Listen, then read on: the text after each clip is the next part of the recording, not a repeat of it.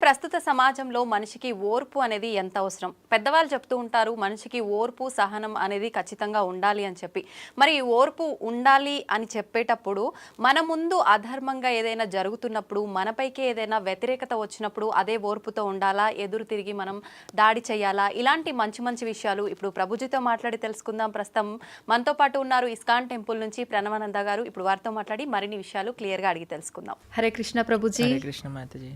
ప్రభుజీ, ప్రతి ఒక్కరు కూడా కృష్ణుని ఆరాధించే వాళ్ళు తన దగ్గర నుంచి ఏదో ఒకటి ఆశిస్తూనే ఆరాధిస్తుంటారు అని అనిపిస్తుంది చూసే వరకు.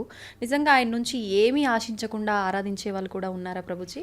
ఏదో ఒకటి ఆశిస్తూ ఉంటారు అని మనకు అనిపిస్తుందండి. ఎందుకో తెలుసా? ఎందుకంటే మన నిజమైన భక్తి అంటే మనకు తెలియదు కాబట్టి. ఇంకో విషయం చెప్తాను. ప్రహ్లాదుడి దగ్గరికి నరసింహస్వామి ఆయన కోసమే ఒక అవతారాన్ని స్వీకరించారనమాట. అయితే హిరణ్యకశిపు సంహారం అంతా అయిపోయాక సింహాసనం పైన కూర్చొని, ఓ ప్రహ్లాద నీకేం కావాలో అడుగు అంటే, నాకేం వద్దండి అంటే, చెప్పు ప్రహ్లాద నీకేం కావాలో చెప్పు, ఏదో ఒకటి ఇవ్వాలనుకుంటున్నా అంటే, లేదు లేదు నాకేమొద్దు నాకేదొద్దు. అడుగుతావా లేదా అంటే, నువ్వు ప్రశాంతంగా ఉండయ్యా నాకేదొద్దు అని నరసింహస్వామికే నచ్చ చెప్తున్నాడు అనమాట ప్రహ్లాదుడు. చివరికి ఏదో ఒకటి అడగాల్సిందే, నువ్వు ఏదైనా అడగాల్సిందే, అడగంది నేను అని అంటే, సరే మా నాన్నని క్షమించేసాయి అని అడుగుతాడు. చూడండి, భక్తుడికి చివరికి ఏదన్నా అడగాలి. వాళ్ళ నాన్నగారు ఎన్ని చేశాడండి ఈయనని తేళ్లతో కరిపించాడు, ఏనుగులతో తొక్కించాడు, సముద్రంలో పడేయించాడు, పర్వతం పై నుంచి కిందికి పడించాడు, విషం ఇచ్చాడు, చంపాలని చూశాడు. ఏం చేసినా సరే చివరికి కోరుకో అంటే మా నాన్నని క్షమించేసే అన్నాడు. ఇది ఒక భక్తుడి యొక్క లక్షణం ఎలా ఉంటుంది. ఈరోజు మేము కుంతి మహారాణి యొక్క ప్రార్థనలు చదువుతున్నాం భాగవతంలో. ఆవిడ ఒక కోరిక అడుగుతుంది కృష్ణుని. ఏమంటుంది తెలుసా అండి? అయ్యా నాకు ఇంకా కష్టాలు ఇవ్వు జీవితంలో అని అడుగుతుంది. ఎందుకయ్యా కష్టాలు ఎందుకు అని అంటే, కష్టాలు నువ్వు చాలా బాగా గుర్తొస్తావు, నీ గుర్తు మంచిగా ఉన్నప్పుడైతే నువ్వు గుర్తురావు కదా, కష్టాలు ఉన్నప్పుడు నేను నిన్ను వేడుకుంటా, కాబట్టి ఇంకా కష్టాలు ఇవ్వు నాకు అని చెప్తుంది కుంతి మహారాణి. ఇది నిజమైన భక్తి అని అంటే. కాబట్టి భగవంతుడి యొక్క భక్తి అని ఎప్పుడైతే ఉంటుందో, భక్తి ట్రాన్స్లేట్స్ టు ప్రేమ. ప్రేమ, నిజమైన ప్రేమలో అండి, వేరే వాళ్ళ దగ్గర నుంచి మనం ఏం తీసుకోవాలి అని అనుకోం, మనం ఏమి ఇవ్వాలి అని ప్రయత్నం చేస్తాం. మా గురువుగారు ఒక విషయం చెప్తారు, love means service, love means sacrifice అని అంటారు. ప్రేమ అంటే త్యాగం, ప్రేమ అంటే సేవ.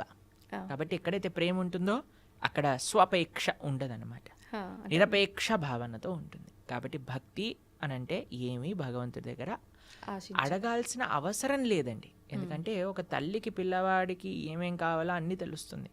అలానే మనకి పరమాత్మ తండ్రి, మన పరమాత్మ తల్లి అని అనుకున్నాం అనుకోండి, మనం ఏమీ కూడా ఆశించాల్సిన అవసరం లేదు. ఆ భావన పెంచుకోవటమే భక్తి అని అంటే.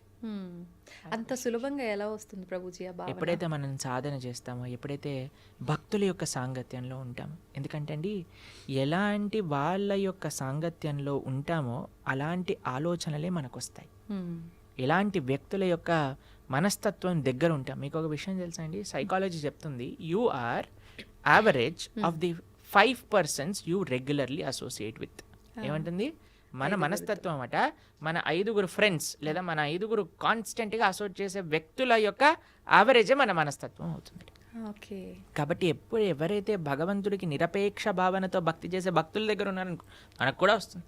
చూడండి, ఒక ఇనుముని అయస్కాంతం పైన బాగా రబ్ చేసి ఇనుము దగ్గర తీసుకెళ్ళామనుకోండి, వెంటనే అని లాగేస్తుంది. నిజంగా చెప్పాలంటే ఇనుముకి అయస్కాంతం శక్తి లేదు, కానీ అయస్కాంతం వల్ల ఉండటం వల్ల ఇనుముకి ఆ శక్తి వచ్చింది. కాబట్టి మీరు దుర్లభమే, చాలా కఠినమే, కానీ ఎప్పుడైతే అలాంటి వ్యక్తుల యొక్క సాంగత్యంలో ఉంటామో అది చాలా సులభం అవుతుంది. అందుకే లోకే సజ్జన సంగతి రేఖ భవతి భవార్ణవ తరణే నౌక అని అంటారు. అది ముఖ్యం ప్రభుజీ. అంటే ఈ జనరేషన్ వాళ్ళు చాలామంది ఆధ్యాత్మికత, ఈ స్పిరిచువల్గా వెళ్ళడం, ఇవన్నీ ఒక మూఢనమ్మకం అని కొట్టిపారేసే వాళ్ళు కూడా చాలామంది ఉన్నారు.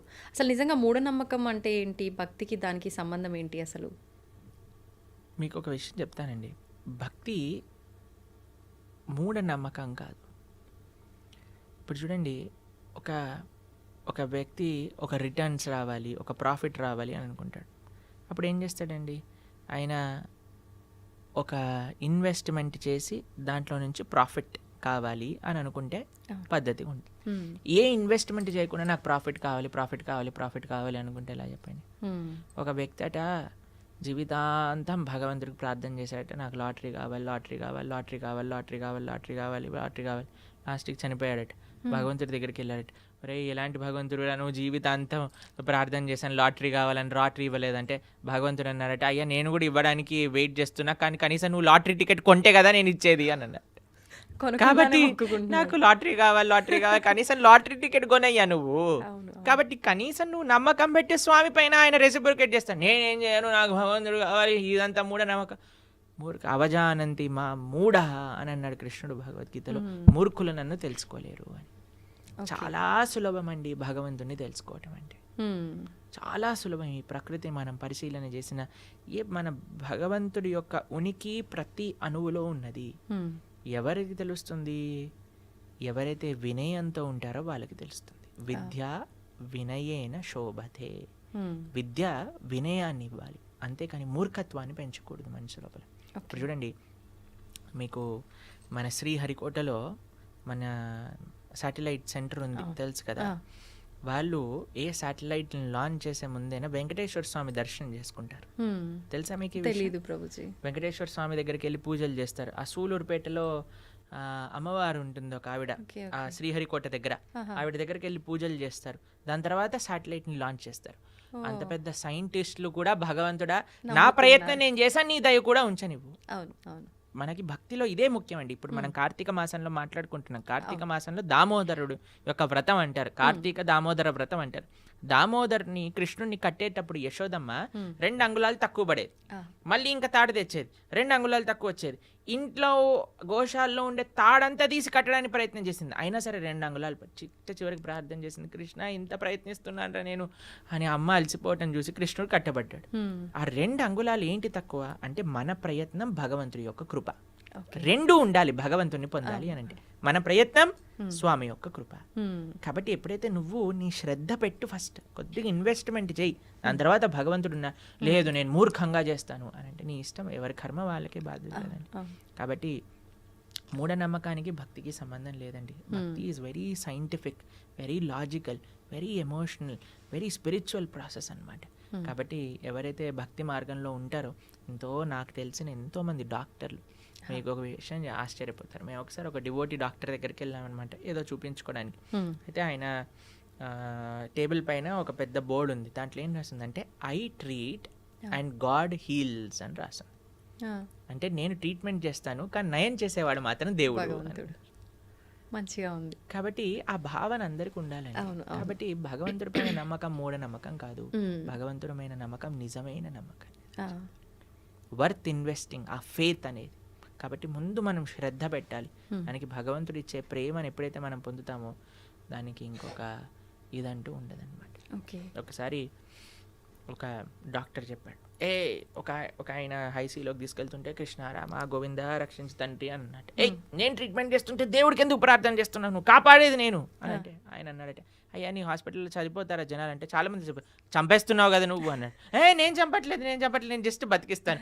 బతికించినప్పుడు చంపేవాడివి కదా నువ్వే, 2 రెస్పాన్సిబిలిటీ తీసుకోను. లేదన్న నోరు మూసుకొని వెళ్ళు, మా కృష్ణుడు కాపాడుతాడు, మారే కృష్ణ రాకే కృష్ణ మారేకే. భగవంతుడు బతికించాలి అంటే బతుకుతాడు, భగవంతుడు తీసుకెళ్ళాలి అనుకుంటే ఆయన పిల్లలు తీసుకెళ్తాడు అని అన్నారు. అప్పుడు డాక్టర్ కొద్దిగా వినయం వచ్చిందనమాట. కాబట్టి మనం ఎప్పుడైనా వినయంతో ఉండాలి. శ్రద్ధావాన్ లభతే జ్ఞానం. శ్రద్ధ పెట్టు, నీకు జ్ఞానం వస్తుంది, భగవంతుడు ఎవరు ఏంటి అనే విషయాలన్నీ తెలుస్తాయి. ప్రభుజీ, ఆధ్యాత్మిక చైతన్యం అంటే ఏంటి? భక్తి ఆధ్యాత్మిక చైతన్యం రెండు ఒకటేనా? భక్తికి సంబంధించిన జ్ఞానం ఏదైతే ఉందో దాన్ని ఆధ్యాత్మిక చైతన్యము అని అంటారు. ఎప్పుడైతే మనం భగవంతుడి గురించి వింటామో, అందుకే చాలా మంది అండి పూజలకి చాలా ఇంట్రెస్ట్ చూపిస్తారు, వ్రతాలు నోములు చేయాలంటే చాలా ఎంతూజియాస్టిక్ గా ఉంటారు. అదే నువ్వు వచ్చి భాగవతం వినరా నాయన అంటే ఎవరు రాడనమాట, గీత చదువురా బాబు అంటే ఎవరు రాడనమాట. ఎందుకు అని అంటే మనకి ఒక స్టెప్స్ ఆఫ్ డివోషనల్ సర్వీస్ ఉంటాయి. 9 భక్తి మార్గములు అని అంటారు, మీరు వినే ఉంటారు కదా. మన ఛానల్లో ఒక ప్రవచనం ఉన్నది 9 భక్తి మార్గాలపైన. అందులో ప్రహ్లాదుడు వాళ్ళ నాన్నగారికి చెప్పినప్పుడు, ప్రహ్లాద హాస్టల్లో ఏం చదువుకున్నావు అని అంటే ప్రహ్లాదుడు అన్నాడు, చదివించి నను గురువులు చదివి తిని సకల శాస్త్రములు చదువులలో మరొమమెల్ల చదివి తిని తండ్రి అని ప్రహ్లాదుడు అన్నాడు అనమాట. అయ్యా నన్ను గురువులు చదివించారు, నేను సకల శాస్త్రములు చదువుకున్నాను, ఆ చదువులలో మర్మం అంటే ఎసెన్స్ ఆఫ్ స్క్రిప్చర్స్ నేను నేర్చుకున్నాను అంటే చాలా ఆనందపడతాడండి హిరణ్యకశిపు. అంటాడు, ఏంటి అసారాంశమో చెప్పు ప్రహ్లాద అని అంటే, శ్రవణం కీర్తనం విష్ణు స్మరణం పాద సేవనం అర్చనం, బంధనం, దాస్యం, సఖ్యం, ఆత్మనివేదనం. ఆయన అంటాడు, శ్రవణం కీర్తనం విష్ణోహో స్మరణం పాదసేవనం. శ్రవణం అంటే ఫస్ట్ స్టెప్ ఆధ్యాత్మిక భక్తి మార్గం లేదన్నా ఉంటే భగవంతుడి గురించి వినటం. ఇది గుర్తుపెట్టుకో. శ్రవణం, దాని తర్వాత కీర్తనం అంటే భగవంతుడి యొక్క నామ జపం చేయడం. ఇప్పుడు మేము వచ్చేటప్పుడు భగవన్ నామం జపం చేసుకుంటే, ఈరోజు ఏకాదశి కదా, 64 మాలలు చేస్తామని, అంతరం భగవన్ నామ స్మరణ చేస్తూ ఉండాలి. ఫస్ట్ ఎందుకు నేను జపం చేస్తున్నా? ఎందుకంటే జపం చేయటం భగవంతుని తెలుసుకోవటానికి అత్యంత ముఖ్యమైన మార్గము అని మనం విన్నాం కాబట్టి జపం చేస్తాం. శ్రవణం కీర్తనం విష్ణోహో స్మరణం. ఏదైతే మనం విన్నామో దాని గురించి స్మరణ చేస్తూ ఉండాలి. మొన్న మేము మాయపూర్లో మా గురువుగారు యాత్ర అయిందనమాట. మా గురువుగారు ప్రవచనాలు చెప్పిన విషయాలు ఆలోచిస్తూ ఒకరోజు రాత్రి 2-3 గంటలు నాకు నిద్ర పట్టలేదన్నమాట. అదే విషయాలు మనసులోకి వస్తున్నాయి. ఆ గురువుగారు ఏం చెప్పారు, ఈ విషయాలు ఎంత బాగా చెప్పారు అనే విషయం స్మరించటం అనేది చాలా ముఖ్యం. శ్రవణం కీర్తనం విష్ణు స్మరణం పాదసేవనం అర్చనం. దాని తర్వాత అర్చనం వస్తుంది, దాని తర్వాత పూజ వస్తుంది. ఎప్పుడైతే మనం శ్రవణం కీర్తనం స్మరణం ఇవి చేస్తామో అప్పుడు మనం చేసే ఆరాధన ప్రేమతో భక్తితో భగవంతుడికి సమర్పణ చేయవచ్చు. కానీ మన వాళ్ళు ఏంటి, ఈ 3 స్టెప్పులు తీసేసి డైరెక్ట్ పూజ, డైరెక్ట్ వ్రతం అందులోకి వెళ్ళిపోతారనమాట. కానీ ఫస్ట్ వినాల్సింది భగవంతుడి గురించి, ఫస్ట్ చేయాల్సింది భగవన్నామ స్మరణ. దాని తర్వాత భగవంతుడు ఏం చెప్పారు, మన గురువులు ఏం చెప్పారు, భక్తులు ఏం చెప్పారని స్మరించుకోవటం. దాని తర్వాత మనం మెల్లమెల్లగా రావచ్చు. ప్రభుజీ, చాలామంది అంటారు, అంటే కొంతమంది ఎలా అంటే ఇప్పుడు మీరు చెప్పినట్టుగా వినటము, మాట్లాడటము ఇవన్నీ ఇష్టపడకుండా డైరెక్ట్ పూజ, డైలీ పొద్దున్నే పూజ చేసామా మళ్ళీ మన పనికి మనం వెళ్ళామా అలా ఉంటారు. కొంతమంది ఏమో అసలు పూజలు జోలికే వెళ్ళరు, భగవంతుడు నా మనసులో ఉన్నాడు, నేను మనసులో తలుచుకుంటే సరిపోతుంది అంటారు. నిజంగా ఎలా చేసినా భగవంతుని అనుగ్రహం పొందొచ్చా? మళ్ళీ దామోదర మాసం అన్నాం కదా, దామోదర లీల గురించి ఒక చిన్న విషయం చెప్తాను. యశోదమ్మ ప్రతిరోజు ప్రొద్దున లేవంగానే పెరుగుతో కవ్వం పెట్టి చిలుకుతుంది అందాం. ఎందుకంటే గోపికల యొక్క పని వెన్న తయారు చేయటం, పాలు, నెయ్యి, పెరుగు, వెన్న, ఇదే వాళ్ళ పని. రోజు వెన్న చిలుకుతూ ఉండం. ప్రొద్దున లేసి ప్రతిరోజు అందరు గోపికలు అదే పని చేసేవాళ్ళు. ఏం చేసేవాళ్ళు తెలుసా అండి, కేవలం వెన్న చిలికే వాళ్ళు కాదు, నోటితో కృష్ణుడి గురించి పాడుతూ ఉండేవారు అనమాట. హే కృష్ణ, హే గోపాలక, హే కృపాజననిదే, హే సింధు కన్యాపతే, హే కంసాంతక, హే గజేంద్ర కరుణా పారీణ, హే మాధవ అని భగవంతుడి గురించి పాడుతూ భగవంతుని స్మరిస్తూ ఉండేవారు. అరే కృష్ణుడు ఇంత చిన్న పిల్లవాడైనప్పుడు పూతని సంహరించాడు, దాని తర్వాత తృణావర్తిని సంహరించాడు, అరే బ్రహ్మాండములన్నీ కూడా నోట్లో చూపించారు, ఏంటి కృష్ణుడి యొక్క మాయ, అలా స్మరిస్తూ వాళ్ళు చేసే పని చేస్తుండేవారు. కానీ మనసు మాత్రం కృష్ణుడి పైన ఉండేది, నోటి ద్వారా భగవంతుడి యొక్క నామస్మరణ. కాబట్టి మన డ్యూటీ మనం చేయాలి, మన రెస్పాన్సిబిలిటీస్ మనం చేయాలి. కానీ ఎలా చేయాలి? భగవంతుడి కోసం చేయాలి, భగవంతుడిని స్మరిస్తూ చేయాలి, భగవన్నామం చెప్తూ చేయాలి. అది ఓకే ప్రభుజీ, ఎలాగూ కార్తీక మాసం కదా, ప్రతి ఒక్కరు కూడా అసలు ఎప్పుడు పూజ చేయని వాళ్ళు కూడా ఈ మాసంలో ఆధ్యాత్మికంగా చాలా దగ్గరగా ఉంటారు. ఆలయాలకు వెళ్ళటం కానీ, ఇంట్లో నిత్య దీపారాధనలు కానీ. ప్రత్యేకించి కృష్ణుని ఆరాధించే వాళ్ళు ఏ రకంగా ఆరాధిస్తే ఆయన అనుగ్రహం కార్తీక మాసంలో దామోదరుడి యొక్క ఆరాధన చాలా విశేషం. కార్తీక మాసం వ్రతాన్ని ఊర్జ వ్రతము అని అంటారు. అంటే మన లోపల తేజస్సుని, శక్తిని, ఆనందాన్ని పెంచే వ్రతం అనమాట. ఎందుకంటే ఇది సాక్షాత్తుగా రాధారాణి యొక్క స్వరూపము అని మా సాంప్రదాయంలో బృందావన కృష్ణ భక్తి మార్గంలో చెప్తూ ఉంటారనమాట. ఎందుకు అని అంటే మీరు చూడండి, ఎప్పుడు కృష్ణుడి పక్కనే రాధారాణి ఉంటుంది. మనం చెప్పటం కూడా రాధే కృష్ణ అని అంటాం, సీతారామ అని అంటాం, లక్ష్మీనారాయణ అంటాం. రాధే కృష్ణ అని అన్నప్పుడు రాధా కృష్ణ. కృష్ణుడు భగవద్గీతలో ఒక విషయం చెప్తారు, మాసాన మార్గశీర్షోహం అని అంటారనమాట. మాసములలో నేను మార్గశీర్ష మాసాన్ని అని అంటాడు. మార్గశీర్ష అంటే డిసెంబర్, డిసెంబర్లో వచ్చే ధనుర్మాసం అని అంటారు చూడండి, అది మార్గశీర్ష మాసం. మార్గశీర్షం ముందు వచ్చేది కార్తీకం. కృష్ణుడు మార్గశీర్షం అయితే రాధారాణి కార్తీకం అనమాట. కాబట్టి కృత్తిక అనేది రాధారాణి యొక్క పేరు అనమాట. కాబట్టి కార్తీక మాసంలో చాలా విశేషం. బృందావనంలో అయితే మీరు అడుగు వేయడానికి కూడా ప్లేస్ ఉండదు. బృందావనం ఊరు బయట వెహికల్స్ అన్ని ఆపేస్తారు, అంత రష్ ఉంటుంది. ఎందుకంటే బృందావనంలో పరిక్రమ, బృందావనంలో దామోదరి యొక్క నేతి దీప సమర్పణ, దామోదర అష్టక పారాయణ, బ్రహ్మముహూర్తంలో లేవటం, స్నానాది కార్యములు ఆచరించడం, ఇవన్నీ చాలా విశేషం అనమాట. ప్రభుజీ, ప్రతి ఒక్కరికి కూడా ఓర్పు అనేది ఉండాలి, సహనం ఉండాలి, ప్రతిదానికి ఆవేశపడకూడదు, ఎదుటివారు ఏదైనా అన్నప్పుడు మనం ఆలోచించి మాట్లాడాలి అని చెప్తూ ఉంటారు పెద్దవాళ్ళు. అసలు ఓర్పు సహనం గురించి భగవద్గీతలో ఏం చెప్పబడి ఉంది?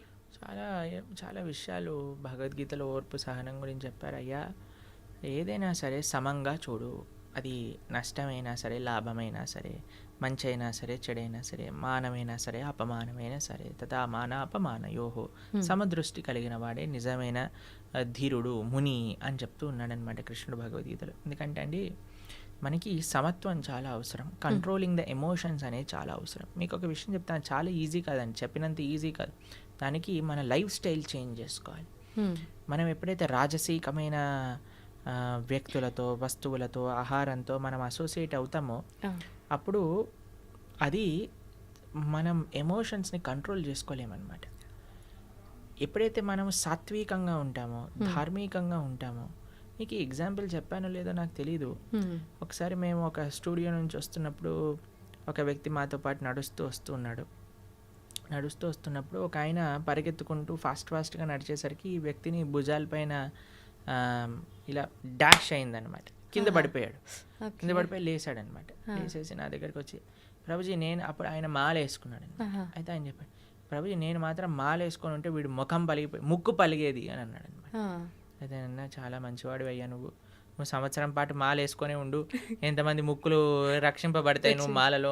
ఎందుకంటే ఆయన ఏమనుకున్నాడు, అరే నేను ఇప్పుడు మాల వేసుకున్నా, బొట్టు పెట్టుకున్నా, ఇలాంటి వస్త్రాలు వేసుకున్నా కాబట్టి నేను అనవసరంగా కోపం తెచ్చుకోకూడదు అనే ఒక భావన మనసు లోపల ఉంది. అదే మాల లేకపోయింటే వాడు ముక్కు పలిగిపోయేది, పెద్ద యుద్ధం అక్కడ.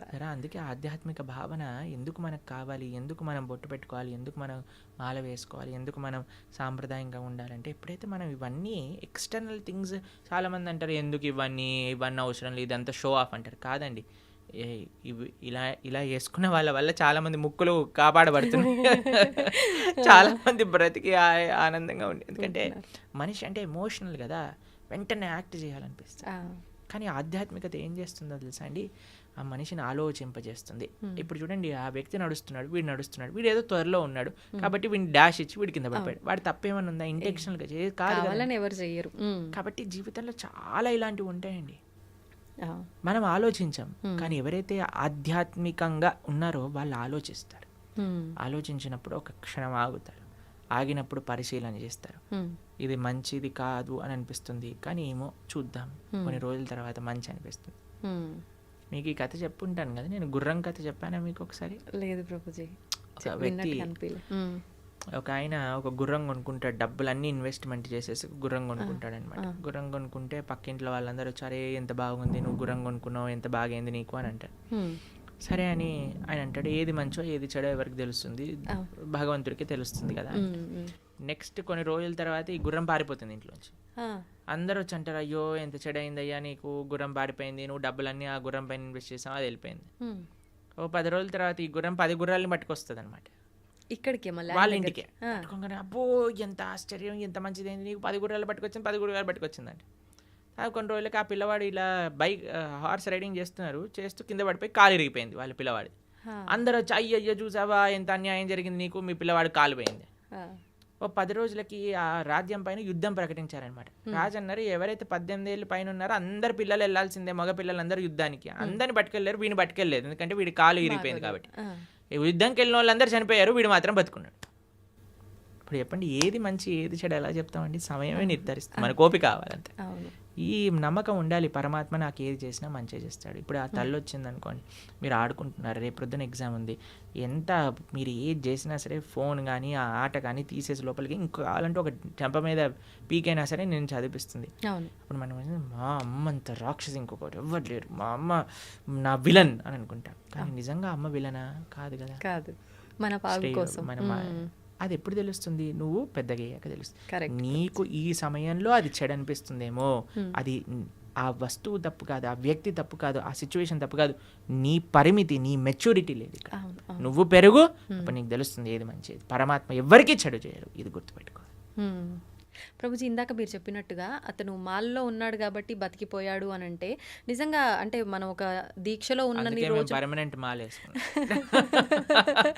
కానీ ఎప్పుడు ఆలోచించవచ్చు, అరే స్వామి నీకు ఇది నచ్చుతుందా, నేను మాట్లాడే మాట నచ్చుతుందా, నేను చేసే పని నచ్చుతుందా, నేను జాగ్రత్తగా మాట్లాడాలి. అందుకే ఆధ్యాత్మిక భావన అనేది, ఈ స్పిరిచువాలిటీ ఏం చేస్తుంది అడిగితే ఇదే చేస్తుందండి, మనిషిని మారుస్తుంది తప్పకుండా. నేను దీన్ని 100కి 1,000,000 రెట్లు గ్యారంటీతో చెప్పగలను. అంటే మనం ఆచరించాలి అనుకున్న ఈ బంధాలు, బంధుత్వాలు, ఈ కుటుంబము, ఈ రెస్పాన్సిబిలిటీస్ మధ్య అంత ఫోకస్ చేయలేకపోతున్నారేమో అనిపిస్తుంది Prabhuji. It is just an excuse, మనసు ఉంటే మార్గం ఉంటుంది. నాకు జస్ట్ ఆ సంకల్పం రావాలి. సంకల్పం అనేది అన్నిటికంటే గొప్ప శక్తి, తెలిసిన మీకు. ఆ సంకల్పం ఉందనుకోండి, ఆ డిటర్మినేషన్ ఉందనుకోండి, పరమాత్మ దేనైనా మార్చేయచ్చు. ఎందుకండి ఇప్పుడు అనవసరమైన కోరికలనే మనం అంత మొండిగా సాధించుకున్నప్పుడు, స్వామి నేను ఒక మంచి ధర్మ మార్గంలో నడవాలి అని అనుకుంటే కృష్ణుడు బ్లెస్ చేయలేడా అండి? ఎందుకు చేయలేడు? చేస్తాడు. మనకు ఆ సంకల్పం లేదంతే. ప్రభుజీ, ఇప్పుడు అంటే దీన్ని బట్టి మనిషికి ఓర్పు అనేది ఖచ్చితంగా ముఖ్యం. అయితే రకరకాలుగా జరిగేవి చూస్తున్నాం సమాజంలో, ఇప్పుడున్న ప్రస్తుత సమాజంలో. అటువంటి సమయంలో మన కళ్ళ ముందు చెడు జరుగుతున్నా కూడా అంటే మనం కాలమే దానికి ఒక ఆన్సర్ ఇస్తుంది అని మనం సైలెంట్గా ఓర్పుతో ఉండాలంటారా, ఎదురు తిరగొచ్చు అంటారా? దీని గురించి ఏం చెప్తారు? ఓర్పు, ఓపిక మన సొంత విషయంలో ఓడిపడాలి, కానీ ధర్మం విషయంలో ఓర్పు ఉండకూడదు. ఓర్పు ఉండకూడదు అంటే కత్తి తీసి వేరేమని వేసేస్తా కాదండి. నీకు కృష్ణుడు ఆ సేవ ఇచ్చాడా? అర్జునుడికి చెప్పాడు, మా మనుస్మర యుద్ధచ, నన్ను గుర్తుపెట్టుకుని యుద్ధం చేయి. నీకు చెప్పారా? నీకు చెప్తే అంటే మనకి మన గురువులు చెప్తే, అరే నువ్వు ఈ విధంగా ధర్మ పరీక్షణ చేయి, ఈ విధంగా ధర్మ పరిరక్షణ చేయి. ధర్మో రక్షతి రక్షిత. దీన్ని ఒక్కొక్కళ్ళకి ఒక్కొక్క విధంగా అన్వయం ఉంటుంది. అన్నిటికంటే ముఖ్యమైనది ఏంటో తెలుసా అండి? ధర్మాన్ని రక్షించుకోవటం అంటే ధర్మాన్ని ఆచరించటం, ధర్మాన్ని తెలుసుకోవటం, ధర్మాన్ని ఆచరింప చేయటం. తల్లిదండ్రులు ధర్మాన్ని తెలుసుకొని పిల్లలకి ధర్మాన్ని చెప్పడం, పిల్లలు ధర్మాన్ని ఆచరిస్తే ఇది ఒక విధంగా ధర్మ పోరాటం. అందరు కూడా నేను కత్తి పట్టుకుంటాను అని అంటే అసాధ్యం అండి. కొంతమందికి ఆ సేవ ఉంది, ఎవరికి ఆ సేవ ఉందో వాళ్ళకి తెలుసు, వాళ్ళ ఆ సేవ అలా చేయాలి. కొంతమందికి శాస్త్రాధ్యాయన ధర్మ పరిరక్షణ, అది నువ్వు చేయి. కొంతమందికి ధర్మాన్ని వినటం, ధర్మాన్ని ఆచరించటం, అది నీ ధర్మ పరీక్ష, నువ్వు అది చేయి. కాబట్టి ఒక్కొక్కళ్ళ నేచర్ బట్టి, ఒక్కొక్కళ్ళ ఇంక్లినేషన్ బట్టి ఆ విధంగా గురువుల యొక్క అనుగ్రహంతో మనం సేవ చేయాలి. అంతేకాని మనంతటా నేను ఇచ్చేస్తా అది చేస్తా అని అనుకోకూడదు. ప్రభుజీ, మానవులు అందరూ కూడా ఖచ్చితంగా భగవత్ ఆరాధనలో ఉండటమే ముఖ్యం. మనుష్య జన్మ వచ్చిందే దానికోసం కదండి. మనుష్య జన్మ వచ్చింది ఎందుకు అని అంటే మనం భగవంతుడిని సేవించి భగవంతుని తెలుసుకొని భగవంతుని చేరడానికి వచ్చింది. కాబట్టి మనిషి భగవదారాధన చేయలేదనుకోండి, ఇంకా మనిషి జీవితం వచ్చి వేస్ట్ కదండి. ఇప్పుడు చూడండి, ఒకళ్ళకి చాలా కష్టపడి ఐఐటి ఖరగ్పూర్లో వచ్చింది సీట్. వాడు వచ్చాక నేను క్యాంటీన్కి వెళ్తాను, నేను సినిమాకి వెళ్తాను, నేను అక్కడికి వెళ్తే ఒరే ఇంత కష్టపడి ఐఐటికి వచ్చిందిరా, చదువుకోరా అని చెప్తా. అంతే కదండి, అవునా కదా? కాబట్టి ఐఐటీలో సీట్ వచ్చినప్పుడు ఏం చేయాలి? వాడు చాలా జాగ్రత్త చదువుకోవాలి. ఎందుకంటే దానికి ఉన్న అస్తిత్వమే అది. అంతే, మనుష్య జన్మకుండే అస్తిత్వమే భగవంతుని తెలుసుకోవటం. దాతో బ్రహ్మ జిజ్ఞాస. భగవంతుడు బ్రహ్మమెవరు, భగవంతుడు ఎవరు తెలుసుకొని ఆ భగవంతుని సేవించడమే మనుష్య జన్మ యొక్క సార్థకం చేసుకున్నట్టు. కాబట్టి మనిషి ఆ పని చేయకపోతే ఇంకా పశువు జన్మ వచ్చినా మేలండి, మనిషి జన్మ వచ్చి కానీ ఇది చేయకపోతే అది. ప్రభుజీ, కృష్ణుడు ద్వాపర యుగంలో మానవ జన్మ తీసుకున్నారు కదా, మరి ఆయన కూడా అప్పుడు భగవత్ ఆరాధన చేశారు? మానవ జన్మ తీసుకోలేదండి. కృష్ణుడు మనిషిగా పుట్టలేదు. కృష్ణుడు దేవకీ దేవి యొక్క గర్భం నుంచి ఉదయించాడు, సూర్యుడు ఉదయించినట్టు. వసుదేవుడి యొక్క హృదయంకి వచ్చి దేవకీ దేవి యొక్క హృదయంకి వెళ్ళి దేవకీ హృదయం నుంచి దేవకీ గర్భం నుంచి ప్రకాశితమయ్యారు చతుర్భుజ రూపంతో. మనిషిలా పుట్టాడంటే ఏడుస్తూ పుట్టాడండి. కృష్ణుడు పుట్టినప్పుడు శంఖచక్ర గదా పద్మాలు పట్టుకొని, అమ్మ నువ్వు పూర్వజన్మలో ఇది, నాన్న నువ్వు ఇది, నన్ను తీసుకెళ్లి గోకులంలో దింపేయండి. ఇది మనిషా అండి? మనిషి చేస్తాడా ఇలా? కానీ ఆయన భగవంతుడి మానవ జన్మ కాదు. ఎలా అండి? ఆ రోజుల్లో పూతన రాక్షసు చంపే, తృణావర్తిని చంపే, శకటాసుర, కేశి, హరిష్టాసుర, ప్రలంబాసుర, ఆ సుల్లందరిని చంపేసి గోవర్ధనాన్ని ఎత్తేసి ఫారెస్ట్ పైన మింగేసి మనిషి చేయగలుగుతాడా? అంటే మానవ రూపంలో కృష్ణ పరమాత్మ, మానవ రూపంలో కూడా కాదు. కందర్ప కోటి కమనీయ విశేష శోభం. 1000 మంది కందర్పులు వచ్చినా సరే ఆయన ముందు కళ్ళు తిరిగి పందిపోయి అంత అందం కలిగిన వాడు శ్రీకృష్ణ భగవానుడు. కందర్ప అంటే కామదేవుడు, మన్మధుడు. కందర్ప కోటి కమనీయ విశేష శోభ అంటే కోట్ల మంది కందర్పులు కూడా ఆయన ముందు ఒక కాకరోజులా ఉంటారనమాట కృష్ణుడు ముందు. అంత సౌందర్యం, అంత శక్తి, అంత వీర్యం, అంత తేజస్సు, అంత జ్ఞానం కలిగిన వాడు శ్రీకృష్ణ పరమాత్మ. అయినా సరే మీరు అడిగిన క్వశ్చన్ చెప్తాను. బృందావనంలో కృష్ణుడి పట్ల ఎంత ప్రేమ ఉండేది వ్రజవాసులకి అని అంటే, ఏదన్నా సంహరించిన, ఇంత పెద్ద పూతన అనే రాక్షసిని సంహరించిన చిట్ట చివరికి వాళ్ళ అమ్మ తీసుకొచ్చి ఆవు తోక తీసుకొని కృష్ణుడికి దిష్టి తిప్పి, అయ్యో మా తామకి దిష్టి తగిలింది కదా, నారాయణుడు రక్షింపుగాక. ఇప్పటికీ మీరు బృందావనంలో నందగావ్ అనే ప్రదేశానికి వెళ్తే నంద మహారాజ్ ఆరాధన చేసిన శేషశాయి విష్ణు ఈ యొక్క మూర్తి అక్కడ కనిపిస్తుంది అనమాట. ఆ శేషసాయి విష్ణు యొక్క మూర్తిని నంద మహారాజ్ ప్రతినిత్యము ఆరాధన చేస్తూ ఉండేవారు. కృష్ణుడి యొక్క కాంక్ష కోసం ఒక నరసింహస్వామిని కూడా, ఆయనే నరసింహుడు, ఆయనకు ప్రార్థించారు, ఓ నరసింహ మా పిల్లవాడిని కాపాడు, ఓ నరసింహ మా పిల్లవాడిని కాపాడు. ఇప్పటికీ నంద మహల్కి వెళ్తే ఆ నరసింహస్వామి ఆ విష్ణుమూర్తి కనిపిస్తారు అనమాట. ప్రభుజీ, కృష్ణుడు లీలల విషయానికి వస్తే రకరకాల లీలలు అంటే ఆయన ఒక పర్పస్ మీద అక్కడ జన్మ తీసుకున్నా అక్కడ ఉన్నా కూడా ఈ లీలలన్నీ ఎందుకు అంటే మనకి ఏం తెలియజేయడం కోసం మన చూపించారు? కోసం ఈ లీలలు చేసింది. ఆయనకి పాపం ఆయన చాలా పనులున్నా అన్న వదిలిపెట్టేసుకొని ఇక్కడికి వచ్చాడు. ఎందుకోసము అని అంటే ఇప్పుడు చూడండి, మన పరమాత్మకి ఎంత చాలామంది అడుగుతారు, ఏంటి మీ దేవుడికి ఇన్ని లీలలేంటి, అవతారాలేంటి, మా దేవుడు మాత్రం ఎక్కడో పైన స్వర్గానికి అక్కడ ఉంటాడు, అక్కడ నుంచి అన్ని చూసుకుంటాడు. ఇప్పుడు చూడండి, ఒక వ్యక్తి ఉన్నారు, ఆయన ఇప్పుడు మీకే చెప్తానండి, మనం ఒక సుడిగుండంలో ఒక వ్యక్తి పోతున్నాడు అనుకోండి, కాపాడండి కాపాడండి కాపాడండి అని నడుస్తాం. కానీ మనం వెళ్తామా, వదిలేయండి, ఏదైనా తాడుందా అని ఎత్తుకుతాం. తాడేస్తాను అనుకోండి, తాడేస్తే నేను సేఫ్గా ఉండాలి, వాడు సేఫ్గా ఉండాలి, ఎందుకంటే వాడికి మనకి పెద్ద సంబంధం లేదు కాబట్టి ఏం పర్వాలేదు. ఇప్పుడు మేము మాయాపూర్లో ఉన్నాం అనమాట. మాయాపూర్ నుంచి వస్తున్నాం కోల్కతా, అక్కడ నుంచి ఇక్కడికి వచ్చాం. అయితే అక్కడ ఒక ఆయన చెప్తున్నారు, ఒక డివోటీ వాళ్ళ మాయాపూర్లో గంగా నది ఫ్లడ్స్ వచ్చినప్పుడు ఏమైందట అంటే బోట్ టాపులు అయిపోయింది అనమాట. బోట్ పడిపోయింది, రివర్స్ అయిపోతే ఒక చిన్న పిల్లవాడు నీళ్ళలో పడిపోయాడు, దొరకలేదు. అయితే ఆ పిల్లవాడు పొయ్యాడు, నీళ్ళలో పడిపోయిన మరుక్షణమే వాళ్ళ అమ్మకి హార్ట్ అటాక్ వచ్చి ఆవిడ కూడా పోయింది అనమాట. నా పిల్లవాడు పోయాడు అనే షాక్లో. అంటే అంత ప్రేమ, అంత అటాచ్మెంట్ అనమాట. పరమాత్మ మనం సంసారంలో పడిపోయి ఇబ్బంది పడుతున్నాము అన్న మరుక్షణం ఆయన కూడా సంసారంలోకి దుంకేశాడు అనమాట. ఎందుకు దుంకేశాడు అంటే మనల్ని కాపాడడానికి. ఎలా కాపాడాడు వీడిని అంటే, వీడికి సినిమా చాలా ఇష్టం కదా అని ఆయన కూడా పాపం సినిమాలో హీరోయిన్ రీల్స్ ఏమంటారు ఆ మూవీ నడిపినట్టుగా ఆయన కూడా అన్ని లీలలు చేశారు. అయ్యో మనుషుడు ఎప్పుడైనా మన లీలలు వింటాడేమో, లీలలు దర్శిస్తాడేమో, లీలలు చూస్తాడేమో, లీలల గురించి అనుభవిస్తాడేమో, అయ్యో లీలల పైన ప్రేమ పెంచుకుంటే, నా నామం పట్ల ప్రేమ పెంచుకుంటే నా దగ్గరకు వచ్చేస్తాడు కదా అని పాప ఆయన అంత ప్రయత్నం చేశాడు. కానీ మన వాళ్ళు భాగవతం చదవరు, వినరు, భగవద్గీత చదవరు, వినరు. ఎంత అన్యాయం చెప్పండి. స్వామి మన కోసం అంత కష్టపడుతున్నప్పుడు మనం ఎంత కష్టపడాలి స్వామి కోసం? అది ప్రభుజీ, అందరూ అంటే మనం ఎవరైతే ఉన్నామో ప్రతి ఒక్కరు కూడా నా బిడ్డలే అని చెప్పి భగవంతుడు అంటుంటారు. అయితే మరి కొంతమంది ఏమో మంచి మార్గంలో వెళ్తుంటారు, కొంతమంది చెడు మార్గంలో వెళ్తుంటారు. అందరము ఆయన బిడ్డలే అయినప్పుడు ఆ మార్గంలో వెళ్ళే వాళ్ళని మంచి మార్గంలోకి తీసుకొచ్చే ప్రయత్నం భగవంతుడు ఎందుకు చేయట్లేదు అంటారు? చేస్తున్నాడు కదండి, ఇంటర్వ్యూ అదే మార్గం. కానీ అందరూ మారట్లేదుగా ప్రభుజీ, కొంతమందిలో మార్పు వస్తుంది. అదే అంటున్నా, పరమాత్మ ఆయన ప్రయత్నం చేస్తున్నాడు. ఇప్పుడు గుర్రాన్ని చెరువు వరకు తీసుకెళ్ళొచ్చు కానీ నీళ్ళు దాయించలేం కదండి. పడుకున్నవాడిని లేపచ్చు కానీ పడుకున్నట్టు నటిస్తున్నవాడిని లేపలేం కదండి. పరమాత్మ ఆయన వైపు నుంచి ఆయన ప్రయత్నం చేస్తున్నారు. ఆ పరమాత్మ చేసే ఇప్పుడు చూడండి, ఈ వీడియో ఎవరి దగ్గర వచ్చింది అనుకోండి, బై మిస్టేక్ రావట్లేదండి. పరమాత్మ మన గురించి ఆలోచించాడు కాబట్టి ఏదో ఒక రూపంలో పంపిస్తూ ఉంటాడు. భక్తులు మన దగ్గర పంపించేదే స్వామి అనుగ్రహిస్తే కానీ పంపించడండి. ఎందుకంటే ప్రపంచంలో ఎంతో మంది, కొన్ని వేల మంది మారుతున్నట్టు మేము చూస్తున్నాం. ఎందుకు? కేవలం శ్రవణం వల్ల.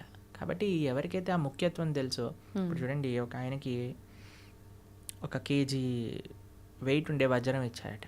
ఆయన ఏమనుకున్నట్ట, ఓ బాగానే ఉంది, మా ఇంట్లో ఆ త్రాసు పనిచేయట్లేదు, ఆ కేజీ మాపు చేసే అది లేదని ఈ కేజీ తీసుకొని అక్కడ పెట్టి ఉప్పు పప్పు అన్నీ వే చేసి ఇస్తున్నాడట. అయితే ఒక ఆయన వచ్చిన వాడు చూసాను, అమ్మో 1000 వజ్రం. నేను అన్నాడట, ఒరే ఈ కేజీ మాపు నేను ఇస్తా, ఈ రాయి నాకు ఇచ్చేసే అన్నాడు. సరే ఈ రాయి తీసుకొని నాకు మాపు కావాలని ఆ వజ్రం ఇచ్చేసాడు. వాడు పెట్టుకొని పెద్ద కోట్లు సంపాదించుకున్నాడు. ఎందుకు? వాడికి విలువ తెలియదు. కాబట్టి విలువ తెలియాలండి మనకి. ఆధ్యాత్మిక మార్గం యొక్క విలువ, ఒక సాధు సాంగత్యం యొక్క విలువ, ఒక భాగవత ప్రవచనం యొక్క విలువ. శ్రీకృష్ణ భగవానుడు మనకి చెప్తున్నాడు ఒక విషయం, మనకి ఇంత మనుష్య జన్మలో ఇంతమంది ఎన్నో విషయాలు వింటూ ఉంటే నా దగ్గరికి కృష్ణుడు ఈ విధంగా కృష్ణ భక్తి గురించి చెప్పే విధంగా నాకు తెలిసింది అంటే మనం మారడానికి ప్రయత్నం చేయాలి. అప్పుడు పరమాత్మ యొక్క కృప అనేది ఉంటుంది, లేకపోతే ఉండదు. ప్రభుజీ, ఇలాంటి మాటలు విన్నప్పుడు చాలామంది వెంటనే అరే నిజంగా ఇలా వెళ్తే బాగుంటుంది కదా అని అనుకుంటారు. కొంతమంది ఏమో అక్కడే ఆగిపోతారు వినడం దగ్గరే, కొంతమంది ముందుకెళ్తారు. ఇలా ఆగిపోయిన వాళ్ళు అనుకుంటారు రేపు నుంచి ఈ బ్రహ్మముహూర్తంలో లేవాలట, లేద్దాము, ధ్యానం చేద్దాము, భగవంతుని స్మరణలో ఉందాము అని. కానీ అనుకున్నట్టుగా చేయలేరు, వదిలేస్తుంటారు ఎక్కడికక్కడ. అలాంటి వాళ్ళు నిజంగా నిత్య జీవితంలో ఏ రకంగా కనుక ఫోకస్ చేస్తే బాగుంటుంది అంటారు? ఎందుకంటే మెయిన్ రీజన్ ఆగిపోవడానికి భక్తుల యొక్క సాంగత్యం లేకపోవటం. ఈ ప్రపంచంలో మనం ఏదైనా మంచి వైపు వెళ్ళాలి అని అంటే చాలా కఠినమైనది. మంచి వైపు వెళ్ళాలి అని అంటే మంచి మనుషుల యొక్క సాంగత్యం కావాలి. అందుకే మనం ప్రతిరోజు ఉదయం పూట ప్రతిరోజు మేము ప్రొద్దున పూట మా భక్తులందరూ కలిసి జూమ్స్లో జపం చేసుకుంటారు. సుమారుగా 500-600 మంది ప్రతిరోజు ప్రొద్దున పూట వస్తారు, జపం చేసుకుంటారు. ప్రతిరోజు క్లాస్ ఉంటుంది. ఈరోజే ఏకాదశి రోజు మేము భాగవతంలో కుంతి మహారాణి యొక్క ప్రార్థనల నుంచి క్లాస్ చెప్పామన్నమాట. కాబట్టి మీరు మంచిగా మరి ప్రణవానంద దాస్ ఛానల్లో మనకి భాగవతం, భగవద్గీత ఇవన్నీ ఉన్నాయి. ఇవన్నీ వింటూ ఉండండి. జపా క్లాసులు ఏవైతే ఉన్నాయో వాటికి వస్తూ ఉండండి. మంచి వ్యక్తుల యొక్క సాంగత్యంలో ఈజీ అయిపోతుంది మంచిగా భక్తి మార్గంలో ముందుకు నడవడానికి. అందుకే లోకే సజ్జన సంగతి రేఖ భవతి భవార్ణవ తరణేన ఒక మంచి వాళ్ళ సాంగత్యమే మనల్ని ఈజీ చేసేస్తుంది. మన సంకల్పం ఉండటం ఒకటి, కానీ ఆ సంకల్ప రీత్యా మనము వాటిని మంచి వాళ్ళ యొక్క సాంగత్యంలో యూస్ చేసుకోవటం అనేది ఇంకా ఇంపార్టెంట్. ప్రభుజీ, కృష్ణుడి దగ్గర లేని మాయలు లీలలు ఏదీ లేదు. అయితే గాంధారి శాపం నుంచి నందవంశాన్ని ఎందుకు కాపాడలేకపోయాడు? అసలు గాంధారి శాపం కృష్ణుడి పైన ఏం పనిచేయలేదు తెలుసా మీకు ఆ విషయం? అవునా ప్రభు? గాంధారి శాపం వల్ల ఏ కృష్ణుడికి ఏం అవ్వలేదు. ఇప్పుడు చూడండి, సూర్యుడి పైన నేను ఒక దీపావళి రాకెట్ ఇడిచి పెడతానన్నాను అనుకోండి, సూర్యుడికి ఏమైనా నష్టం అవుతుందా అండి? దీపావళి రాకెట్కి సూర్యుడిని ఏమైనా చేయగలుగుతుందా? అసలే ఒక వ్యక్తి, ఒక చిన్న పిల్లవాడు అనుకున్నాడు, ఇప్పుడు చూడు ఈ రాకెట్ని సూర్యుడి పైన వేస్తున్నా నేను, జుమ్ అని వేసాడు అనుకో, అది వెళ్ళి ఢామ్ అని అంటుంది, ఏ చూసావా సూర్యుడికి అయింది చూసావా అని. అది వాడి మూర్ఖత్వం. అంతే అంతే. కృష్ణ పరమాత్మ ఆయన లీలలు అవజానంతి మామూఢ మానుషం తనుమాశ్రిత పరంభావమజానంతో. భగవద్గీతలో ఆయన ఏమంటాడంటే, ఎప్పుడైతే నేను ఈ యొక్క మానవులు ఉండే ఈ లోకానికి లీలలు చేయడానికి వస్తారో మూర్ఖులు నన్ను తెలుసుకోలేరు. అవజానంతి మామూఢ మానుషం తనుమాశ్రిత పరంభావమజానంతో, నా యొక్క పరతత్వాన్ని తెలుసుకోలేరు. ఎందుకంటే అనిపిస్తుంది కదా, అరే కృష్ణుడు ఇక్కడే మనతో పాటు మన లాగానే నడుస్తున్నారు అది ఇదే. కాబట్టి గాంధారి పెట్టిన శాపం వల్ల కృష్ణుడు అవతార స్వీకారం నుంచి అవతార పరిసమాప్తి చేసేంత వరకు ఏమేం చేయాలో ఆయనకు క్రిస్టల్ క్లియర్ స్కెచ్ చేసుకొని వచ్చారనమాట. క్రిస్టల్ క్లియర్ స్కెచ్ చేసుకొని వచ్చారు. ఇప్పుడు చూడండి, మీకు ఒక ఉదాహరణ చెప్తాను. నేను స్కూల్కి వెళ్ళాలని బయటకు వచ్చాను, షూస్ వేసుకున్నా, అన్నీ వేసుకొని బయటికి వెళ్ళాను, బస్సు కోసం వెయిట్ చేస్తున్నాను. అంత లోపల పక్కింటి వాళ్ళు కూడా వాళ్ళు బైక్లో వెళ్తారండి స్కూల్కి, వాళ్ళు వెళ్తున్నారు, నిన్ను కూడా దింపేస్తాను అన్నాను అనుకోండి, సరే ఎలా ఉన్నా బస్సు రావడానికి టైం ఉంది కదా, వీళ్ళు ఎలా వెళ్తున్నారు కదా ఎక్కేసి మనం వెళ్ళిపోయి. ఇప్పుడు ఆ వ్యక్తి దింపేశాక ఈరోజు నేనే స్కూల్కి తీసుకొచ్చాను లేకపోతే వాడు రాకపోతుండే అన్నాడు అనుకోండి, ఏమైనా ఉందా? ఆల్రెడీ స్కూల్కి తయారయ్యాడు, బస్సు కోసం వెయిట్ చేస్తున్నాడు, బస్సు వచ్చే లోపల వెయిట్ చేస్తున్నారు కదా, ఈయన ఎలా వెళ్తున్నాడు కదా అని వెళ్ళాడు, అంతే కదండి. అలానే పరమాత్మ ఈ విధంగా అవతార పరిసమాప్తి జరుగుతుంది, ఈ విధంగా యదువంశం పరలోకానికి వెళ్ళిపోతుంది అని అన్ని ప్లాన్ ఉంది. గాంధారి నువ్వు నశించుగాక, సరేలే ఎలాగనో ప్లాన్లో ఉంది కదా, ఈవిని కూడా స్వీకరిద్దాం, ఈ మాటలు కూడా స్వీకరిద్దాం అని పరమాత్మ స్వీకరించాను. అంతేగాని గాంధారి శాపం వల్లే అయింది, సూర్యుడికి పైన రాకెట్ వేసినట్టు. ఓకే, మన మూర్ఖత్వమే అవుతుంది. ఓకే ఓకే ప్రభుజీ, శ్రీకృష్ణ తులాభారం గురించి తెలుసు కదా, అయితే తులాభారంలో తులసికి చాలా ప్రాముఖ్యత ఉంటుంది. మరి మన నిత్య జీవితంలో మన మనుషులకి తులసి ప్రాధాన్యత ఏంటి ప్రభుజీ? బృందాయే తులసి దేవ్యాయే ప్రియాయే కేశవస్య చ విష్ణుభక్తి ప్రదే దేవి సత్యవద్దై నమో నమః. శ్రీకృష్ణ ప్రేయసి, శ్రీకృష్ణకి అత్యంత గొప్ప భక్తురాలు తులసి మహారాణి. మనము చాలా జాగ్రత్తగా తులసి మహారాణి యొక్క ఆరాధన చేయాలి. చాలామంది అనుకుంటారు స్త్రీలు ఒక్కళ్ళే ఆరాధన చేయాలి, కాదండి. ప్రతి ఒక్కళ్ళు, పురుషుడైనా స్త్రీ అయినా పిల్లవాడైనా పెద్దవాడైనా వృద్ధుడైనా అందరూ తులసి మహారాణికి ప్రదక్షిణ చేయాలి. 4 ప్రదక్షిణలు చేయాలి, నీళ్లు ప్రతిరోజు సమర్పణ చేయాలి. మా ఆలయాల్లో ప్రతిరోజు ప్రొద్దున సాయంత్రం తులసి ఆరాధన జరుగుతుంది.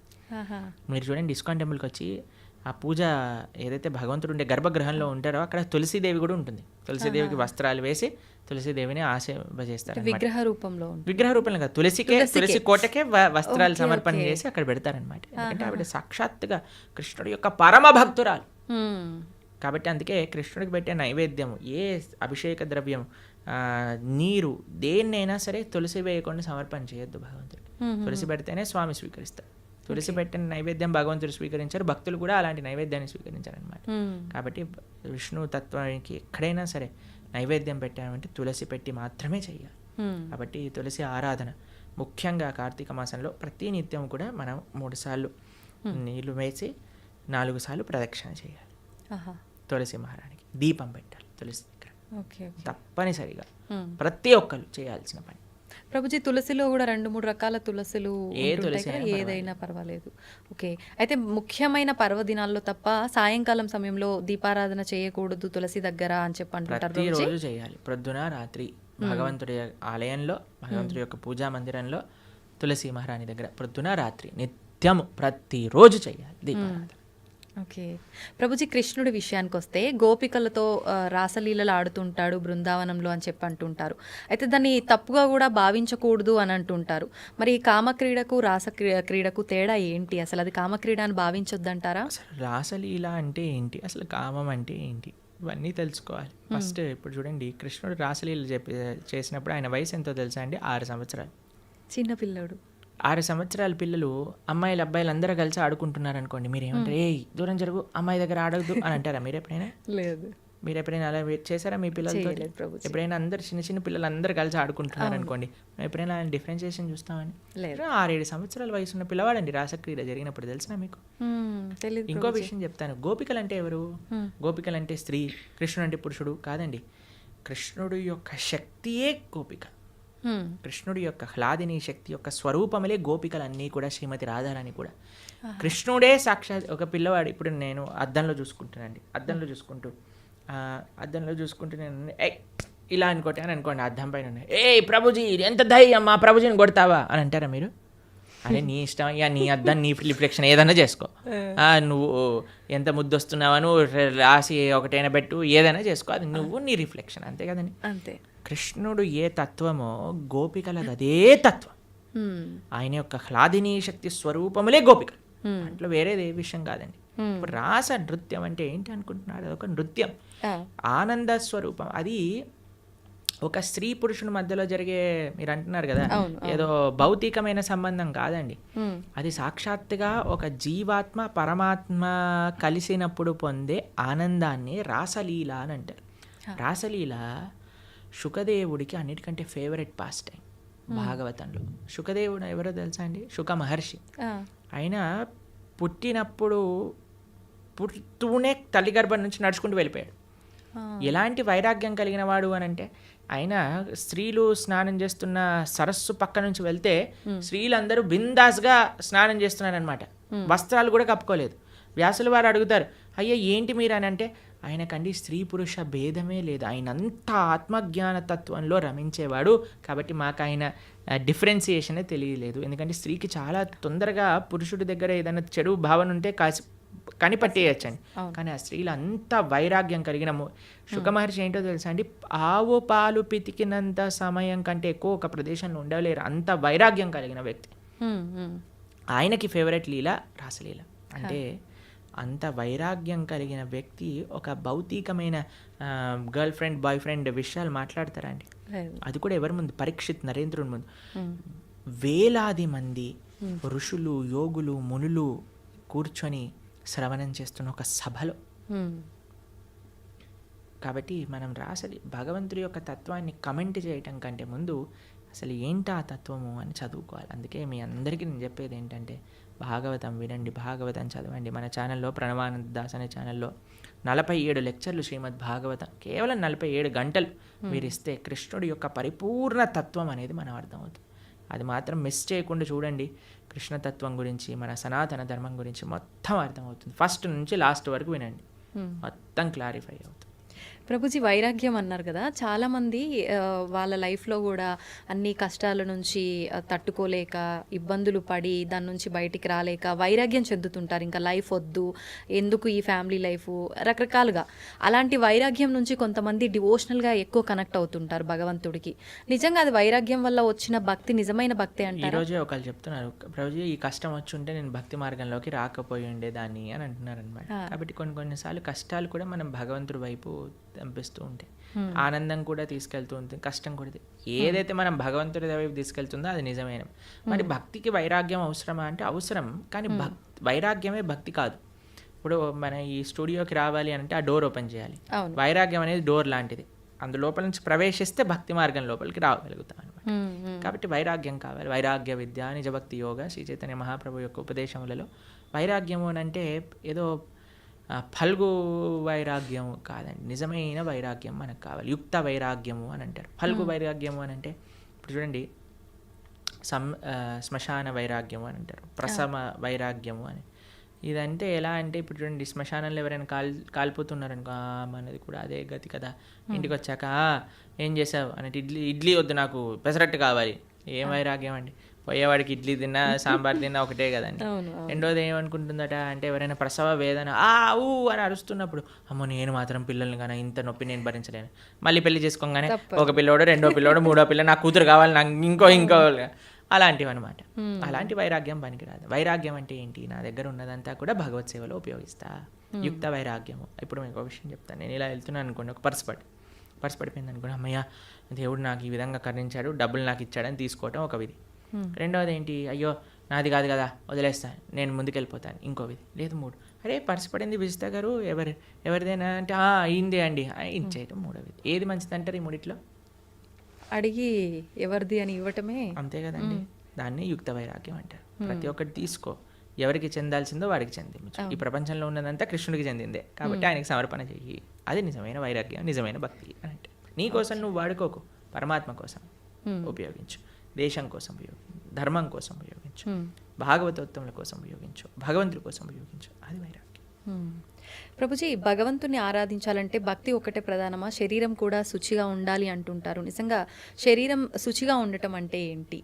మీరు అన్నారనుకోండి, ప్రభుజీ మా పిల్లల్ని స్కూల్కి పంపిస్తాను కానీ యూనిఫామ్ అయ్యాను, యూనిఫామ్తో ఏం సంబంధం ఉండండి, వాళ్ళకి చదువుకోవడం కావాలి, వాళ్ళు చదువుకోవాలని ఇచ్చి ఉందంటే స్కూల్ వాళ్ళు ఎలా చేస్తారండి?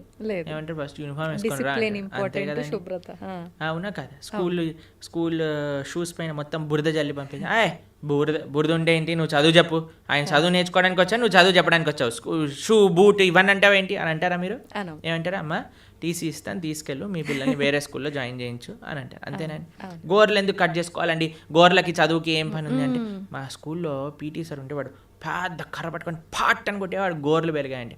అందరు పీటీ పీరియడ్ ముందు అందరు పళ్ళతో మొత్తం పడేసేసేవాళ్ళు అనమాట, హడలు వచ్చేసేది అనమాట. వామ్మో పీటీ ఈరోజు థర్స్డేనా అని అందరు హడలిపోతుండేవారు అనమాట. మీరు తినారా ప్రభుజీ అట్లా దెబ్బలు? అంటే గోర్లతో కొరికేసాం అనమాట.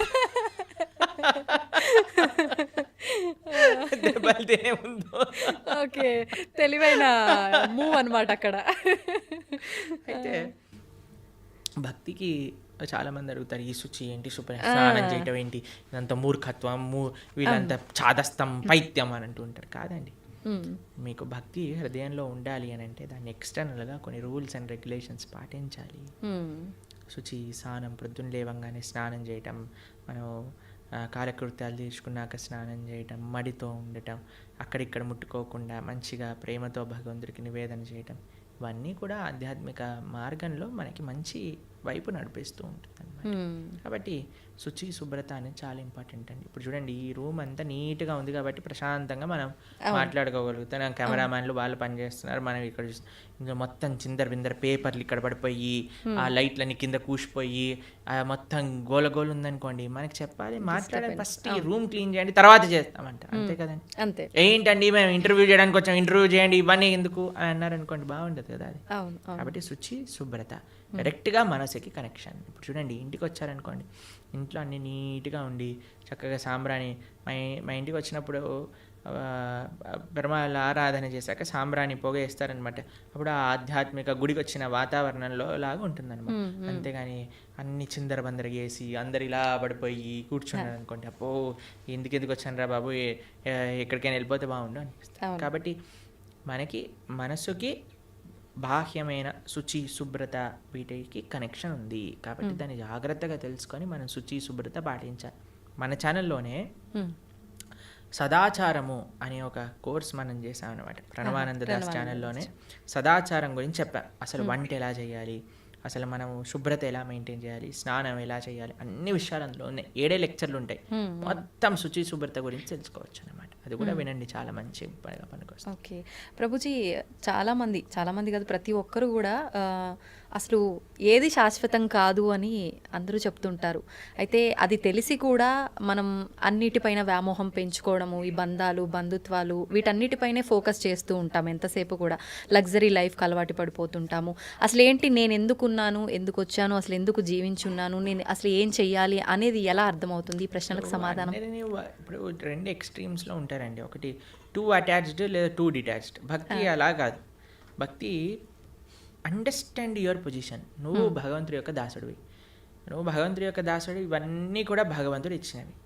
కాబట్టి ఇప్పుడు చూడండి, మీకు మీకు ఇంతకుముందు చెప్పాను అనుకుంటా, మాకు ఏదన్నా వస్తువు కానీ ఏదన్నా మేము యూజ్ చేసాం అనుకోండి, ఫస్ట్ దానిపైన ఐసీఓ ప్రణవానంద దాస అని రాస్తాం మేము. ఐసీఓ అంటే ఇన్ కేర్ ఆఫ్, అంటే ఇది నాది కాదు, నాకు కృష్ణుడు ఇచ్చింది, నేను దీని కేర్ టేకర్ని మాత్రమే. ఈ భావన ఉండాలి నీ కొడుకు పైన, భార్య పైన, భర్త పైన, ఇల్లు పైన, గాడి పైన, చుట్టాలపైన, వస్తువులపైన, అన్నిటికీ ఇదే భావన. ఇది పరమాత్మ భగవంతుడు నాకు ఇచ్చాడు, దీన్ని నేను జాగ్రత్తగా చూసుకుంటా. కానీ ఎవరిచ్చారు? భగవంతుడు ఇచ్చాడు. నా ప్రేమ భగవంతుడి పైన. భగవంతుడు ఇచ్చిన వస్తువు, ఇప్పుడు నేను మీకు ఒక గిఫ్ట్ ఇచ్చాను అనుకోండి, ఎంత బాగా పెట్టుకుంటారే, ప్రభుజీ ఇచ్చారు ఈ గిఫ్ట్ని, జాగ్రత్తగా పెట్టుకోవాలి అని అనిపిస్తుంది. ఎందుకు? గిఫ్ట్ పైన ప్రేమ లేదా ఒక వ్యక్తి పైన గౌరవమా? ఇప్పుడు మీకు చాలా ప్రేమతో మీ తమ్ముడు కానీ, అన్నయ్య కానీ, చెల్లి కానీ, అక్క కానీ ఒక గిఫ్ట్ ఇచ్చారనుకోండి, ఐఫోన్ ఇచ్చారు. ఐఫోన్ నాకు చాలా ఇష్టం, చాలా ఇష్టం, చాలా ఇష్టం. ఎందుకు నీకు ఐఫోన్ ఇష్టము అని అంటే, అయ్యో మా తమ్ముడు, అక్క, చెల్లి, అన్న ఎవరో ఒకరు నాకు ఈ గిఫ్ట్ ఇచ్చారు కాబట్టి. అన్నకి యాక్సిడెంట్ అయింది, పోతే పోనీ ఐఫోన్ ఉంది కదా, ఐఫోన్ చూసుకుంటాను అన్నారు అనుకోండి, అరే నీకు అన్న ముఖ్యమా ఐఫోన్ ముఖ్యమా? నాకు ఐఫోన్ ముఖ్యం అని అంటే నిజంగా అన్న పైన ప్రేమ అండి? అన్న పైన ప్రేమ మీకు ఆ ఫోన్ పైన రిఫ్లెక్ట్ అవుతుంది. అన్న ఇచ్చాడు కాబట్టి నాకు ఇది ప్రేమ అని అనిపిస్తుంది. అట్లనే భగవంతుడు పైన ప్రేమ ఎప్పుడైతే ఉంటుందో అన్ని సంబంధాలు బాగుంటాయి. ఎందుకంటే వీళ్ళందరినీ కూడా భగవంతుడితో కనెక్షన్తో చూస్తాం కాబట్టి. ఎప్పుడైతే భగవంతుడిని తీసేస్తామో జీవితంలో మన స్వార్థం, ఆవిడ అనుకుంటుంది ఆవిడ స్వార్థం, నేను అనుకుంటాను నా స్వార్థం, పిల్లలు అనుకుంటారు నా స్వార్థం, తల్లిదండ్రులు అనుకుంటారు నా స్వార్థం, అత్తమామలు అనుకుంటారు వాళ్ళ స్వార్థం. కానీ ఎప్పుడైతే కుటుంబం మొత్తం కలిసి భగవంతుడిని ఆశ్రయిస్తుందో అప్పుడు అందరూ కృష్ణుడికి ఏది మంచిది, కృష్ణుడు నేను ఏం చేస్తే నాతో ఆనందంగా ఉంటాడు అని ఆలోచించి ఆ విధంగా చేస్తాను. ఇదే భక్తి అంటే. అందుకే శ్రీల ప్రభుపాదుల వారికి వాళ్ళ గురువు గారు చెప్పారు, everything can come later, the most important necessity in this world is Krishna consciousness. భక్తి ప్రపంచంలో ఉంటే అన్ని రకాల సుఖములు, అన్ని రకాల స్వాంతనలు, అన్ని రకాల సౌఖ్యం చేకూరుతుంది, దాంట్లో ఎటువంటి డౌటే లేదు. ఇది ముఖ్యం. ప్రభుజీ, ఎక్కువగా ఇస్కాన్కి సంబంధించిన వాళ్ళు ఎవరైనా సరే కృష్ణుడి గురించే ఎక్కువగా మాట్లాడుతూ ఉంటారు. మరి కృష్ణుడి సోదరుడు బలరాముడి పాత్ర గురించి కానీ ఆయనకు సంబంధించిన విశేషాలు ఎందుకని తెలియదు? బలరాముడు ఎందుకండి, మేము ఎన్నోసార్లు బలరామ జయంతి పెద్ద ఉత్సవం మా ఆలయాల్లో, తెలుసా మీకు? మా సాంప్రదాయంలో బలరాముడి ఉత్సవం కానీ, బలరాముడి యొక్క లీలలు చర్చించుకోవటం కానీ చాలా ముఖ్యంగా చేస్తాం. మీరు ఎప్పుడైనా